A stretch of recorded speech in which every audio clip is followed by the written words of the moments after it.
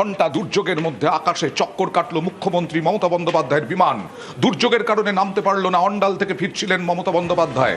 আর 1.5 ঘন্টা চক্কর কাটল মুখ্যমন্ত্রীর বিমান, এবং সেই বিমান 1.5 ঘন্টা ধরে নামতে পারেনি প্রবল ঝড়ঝঞ্ঝা এবং শিলাবৃষ্টির জন্য। সরাসরি চলে যাব প্রতিনিধি অনুপের কাছে। অনুপ, এই 1.5 ঘন্টা চক্কর কাটছিল তখন কি অবস্থা ছিল ওই এলাকার ওয়েদারের? বিমানবন্দর চত্বর, এয়ারপোর্ট চত্বর।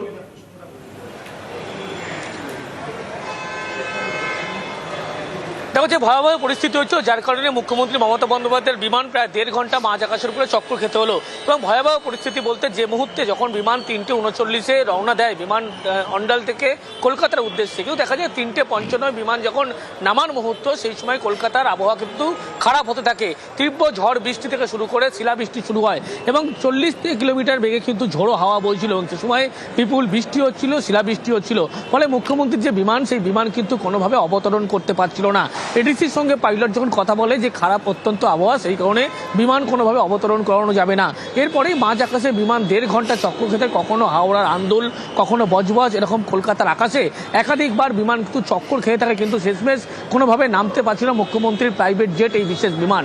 পরবর্তী ক্ষেত্রে লক্ষ্য করা যায় 5:20 নাগাদ কলকাতা বিমানবন্দরে 1.5 ঘন্টা পরে বিমান অবতরণ করে। যে ভয়াবহ পরিস্থিতি হয়েছিল, তীব্র ঝড় বৃষ্টি থেকে শুরু করে অন্যদিকে শিলাবৃষ্টি, অত্যন্ত একেবারে ভয়াবহ পরিস্থিতি তৈরি হয়েছিল।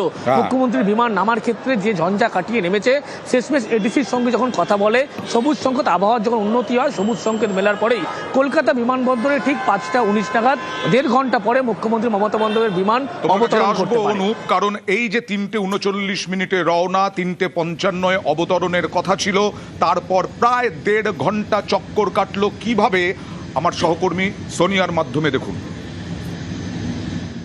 যে এই নিয়ে ফোর্থ টাইম কিন্তু এই একই জায়গায় ফ্যালকন 2000 এই মুখ্যমন্ত্রীর বিমান যা চক্কর কাটছে এভাবেই আকাশপথে। যেভাবে শিলাবৃষ্টি শুরু হয়েছিল 3:55 বিমান অবতরণের কথা ছিল। এক্স্যাক্ট লোকেশন এটা, কিন্তু আন্দুল হয়ে, রায়পুর হয়ে, রাজপুর, সোনারপুর এলাকা দিয়ে প্রায় 4 বার এই বিমান ঠিক এভাবেই চক্কর কেটেছে, এবং এই মুহূর্তে এক্স্যাক্ট লোকেশন ঠিক এটা। এবং এই যে 4 বার বলছি কেন, এই একই জায়গা যদি দেখো, 1 বার, 2 বার, 3 বার, 4 বার কিন্তু এই একই পথ দিয়ে যাচ্ছে। এই মহেশতলা এলাকা, সরসুনা কলেজ এবং এই দিকে রসপুঞ্জ, ঠিক এই জায়গা দিয়েই কিন্তু বিমান ইতিমধ্যেই এক্স্যাক্ট লোকেশন।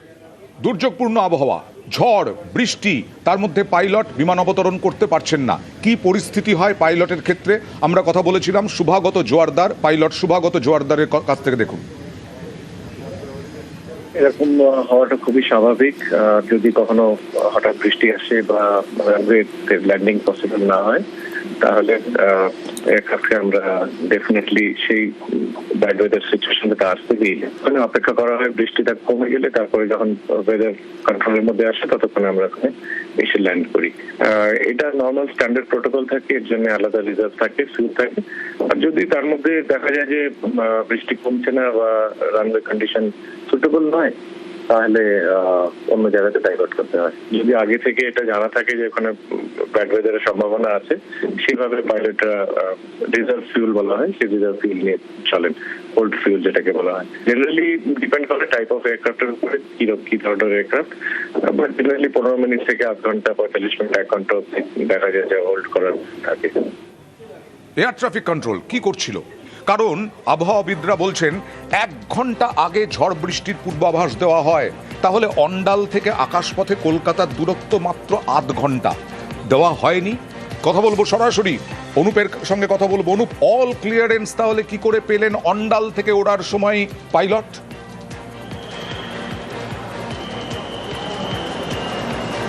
তো এটাই কিন্তু প্রশ্ন উঠছে, ডিসির ভূমিকা নিয়ে ইতিমধ্যেই প্রশ্ন উঠতে শুরু করে। তার কারণ এই যে এয়ার ট্রাফিক কন্ট্রোলের যে আগে থেকে কিভাবে সংকেত দেওয়া হলো ওড়ার জন্য, সেটা নিয়েই প্রশ্ন উঠছে। আকাশপথের দূরত্ব মাত্র 30 মিনিট।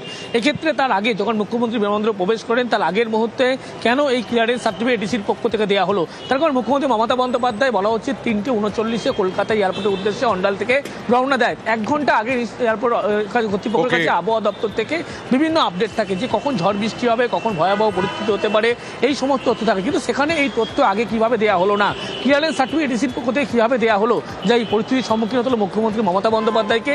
এখানে এয়ার ট্রাফিক কন্ট্রোলের বিরুদ্ধে কিন্তু ভূমিকা নিয়ে প্রশ্ন উঠছে, তার কারণ মুখ্যমন্ত্রী যে বিমান বিভ্রাট, যার ফলে আগে থেকে যে আপডেট দেওয়া হয়নি এয়ারপোর্ট কর্তৃপক্ষের পক্ষ থেকে এয়ার ট্রাফিক কন্ট্রোল, মনে করা হচ্ছে কিভাবে এটিসি এই ক্লিয়ারেন্স দিল, যে কারণে মুখ্যমন্ত্রী মমতা বন্দ্যোপাধ্যায়ের বিমান কলকাতার উদ্দেশ্যে রওনা দিল। এই বিষয় নিয়ে কিন্তু ইতিমধ্যে এটিসির ভূমিকা, সেই ভূমিকা নিয়ে প্রশ্ন উঠতে শুরু করেছে। অয়ন। আর রামকৃষ্ণ দত্ত আবহাওয়াবিদ, তিনি কি বলছেন দেখুন।